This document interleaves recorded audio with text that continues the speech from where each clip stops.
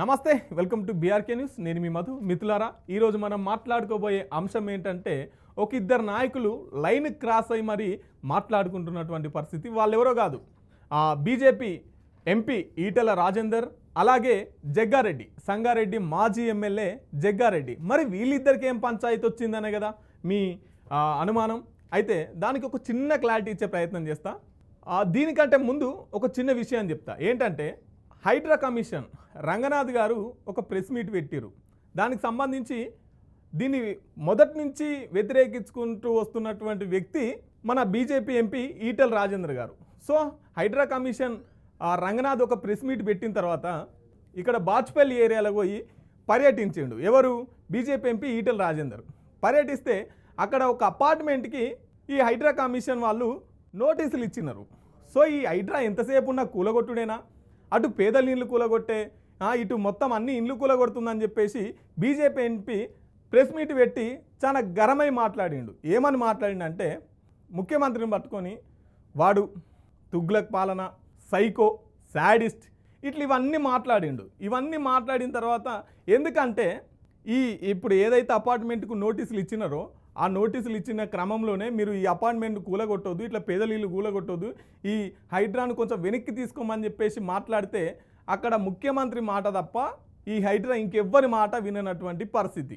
గతంలో మనం చూసుకున్నాం. ముఖ్యమంత్రి అన్న తిరుపతి రెడ్డి ఇల్లును కూలగొట్టలే, తర్వాత అసదుద్దీన్ ఓవైసీ ఫాతిమా కాలేజీలను కూలగొట్టలే, తర్వాత పల్లా రాజేశ్వర్ రెడ్డి ఆ కాలేజీలను కూలగొట్టలే. ఇది మొత్తం ఈ హైడ్రా మొత్తం రేవంత్ రెడ్డి కనుసంధానాల్లో నడుస్తున్నది. అందుకని చెప్పేసి ఈటెల రాజేందరు ఇట్లా గరమై మాట్లాడిండు. సో దీనికి తగ్గట్టుగా సమాధానం ఇస్తూ గాంధీ భవన్లో ఎవరు మన సంగారెడ్డి మాజీ MLA Jaggareddy first press meet పెడితేనే ఓపెన్గా చెప్పిండు, నేను మిమ్మల్ని తిట్టనీకే ప్రెస్ మీట్ పెట్టినా అని చెప్పేసి తిట్లు స్టార్ట్ చేసిండు. ఈయన ఏమన్నా తక్కువ తిట్టిండా అంటే ఈయన కూడా గట్టిగానే తిట్టిండు. సో జగ్గారెడ్డికి ఆయన ముందే మాస్, ఇక ఆయన బూతులు ఎట్లుంటాయో మీ అందరికి తెలిసిందే. ఇక తుగ్లకు, పిచ్చోడు, పాగలగాడు, ఇట్లా 100 తిట్లు తిట్టి ఆఖరికి ఇంకోసారి మా ముఖ్యమంత్రి జోలికి వస్తే మిమ్మల్ని నడి రోడ్డులో గుంజీలు తీపిస్తా అని చెప్పేసి గరమైండు. సో ఇంతటితోని ఈ పంచాయతీ ఆగిందా అంటే నెక్స్ట్ మళ్ళీ ఈటెల రాజేందరు ప్రెస్ మీట్ పెట్టిండు. ప్రెస్ మీట్ పెట్టి ఓ పెద్ద మాట అన్నాడు. ఏమన్నాడంటే ధీరులతోని కొట్లాడతాం, వీరులతోని కొట్లాడతాం, కానీ రండాతో ఎట్లా కొట్లాడతాం అని చెప్పేసి రండా పదాన్ని రాజకీయంలోకి తెచ్చారు.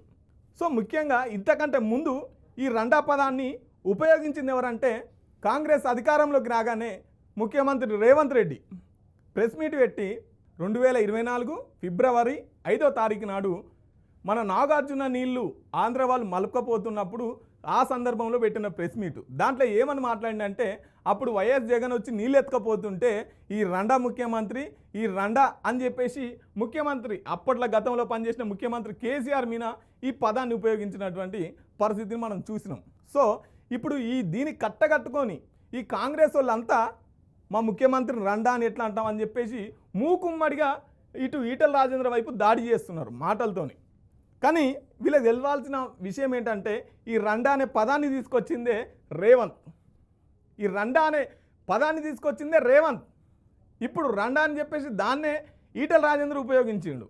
దానికి కౌంటర్గా మొత్తం ఈ కాంగ్రెస్ పార్టీలో ఎవరెవరైతున్నారో అందరూ ఇక దీనికి సంబంధించి టీపీసీసీ ప్రెసిడెంట్ మహేష్ కుమార్ గౌడ్ కూడా పెద్ద ప్రెస్ మీట్ పెట్టి దాంట్లో కులాన్ని ప్రస్తావిస్తాడు. ఈటెల రాజేందర్ మీది ఏ కులం, నువ్వు రెడ్డియా లేకపోతే ముదిరాజా, ఇలా కులాన్ని ఎందుకు తెచ్చిరో తెలియదు. ఇక్కడ పంచాయతీ హైడ్రా దగ్గర బాచ్పల్లిలో ఒక అపార్ట్మెంట్ను కూలగొడుతున్న దగ్గర పంచాయతీ, ఇటు కులం, ఇటు నేతలంతా ఇట్లా మాట్లాడతావా? అయితే దీంట్లో తీసుకొచ్చింది ఏంటంటే వాళ్ళు బీజేపీ తెలంగాణ అధ్యక్షునిగా ఈటెల రాజేందర్ పోటీలో ఉన్నాడు. ఈ పోటీకి నేను సహకరిస్తలేరని చెప్పేసి ఈయనే మామిన ఇదంతా కోపం అవుతుందని చెప్పేసి కాంగ్రెస్ వాళ్ళు మాట్లాడుతున్నారు. కాంగ్రెస్ వాళ్ళు ఇంతమంది మాట్లాడుతున్నప్పుడు బీజేపీ నుంచి ఒక్కరు కూడా మాట్లాడట్లే. బండి సంజయ్ కావచ్చు, కిషన్ రెడ్డి కావచ్చు, ఈ బీజేపీ నాయకులు చాలామంది ఉన్నారు. కానీ ఒక్కరు కూడా ఈటెల రాజేందర్కి సపోర్టుగా మాట్లాడతలేరు. మళ్ళీ ఈటెల రాజేందరే ప్రెస్ మీట్ పెట్టి దీన్ని కౌంటర్ చేయాల్సిన పరిస్థితి. మిత్రులారా, మనం చూస్తున్నాం ఈ రాజకీయాలల్లా ఈ రెండ పదాలు ఎందుకు వస్తున్నాయి? నిజంగా హైడ్రా ఎవరి పక్షాన పనిచేస్తున్నది? ఒకవేళ హైడ్రా ఈ భూములు చెరువులు ఆక్రమించుకున్న వాళ్ళను ఇల్లు కూలగొట్టి మళ్ళీ తిరిగి స్వాధీనం చేసుకుంటానికే పనిచేస్తే తిరుపతి రెడ్డి ఇంకా ఇల్లు ఎందుకు కూలగొట్టలేదు? తర్వాత ఫాతిమా కాలేజీలో అప్పుడంటే ఆ పిల్లల చదువులకు ఇబ్బంది అవుతారు అన్నారు. ఇప్పుడు ఎండాకాలమే, చదువులు లేవు, ఇంకా దాని మీద ఎందుకు చర్యలు తీసుకోవాలి? కానీ పేదల ఇండ్లు పొట్టు కూలగొట్టారు. పాపం వాళ్ళ బతుకులన్నీ రోడ్డు మీద వేసినారు, అలా జీవన ఉపాధి లేకుండా చేసినారు. ఈ హైడ్రా ఇక్కడ పనిచేసిన హైడ్రా ముఖ్యమంత్రికి అనుసంధానాల్లో ఇక్కడ పేదలను పట్టి పీడిస్తేందుకేనా ఈ హైడ్రా పనిచేస్తున్నది?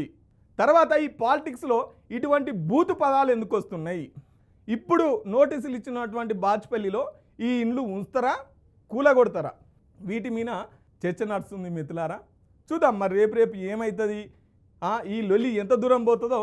ఇంకొంత కాలం అయితే ఆ బాచ్పల్లిలో జరిగిన సంఘటన ఏం జరుగుతుందో చూస్తే ఈ లొల్లి ఎంత పెద్దగా అవుతుంది, ఏం చేస్తుందని అయితే మనకు తెలుస్తుంటుంది. సో ఇదండి ఇవాల్టి స్పెషల్ ఎపిసోడ్. చూస్తూనే ఉండండి బీఆర్కే న్యూస్ తెలుగుడి సత్తా. Thank you.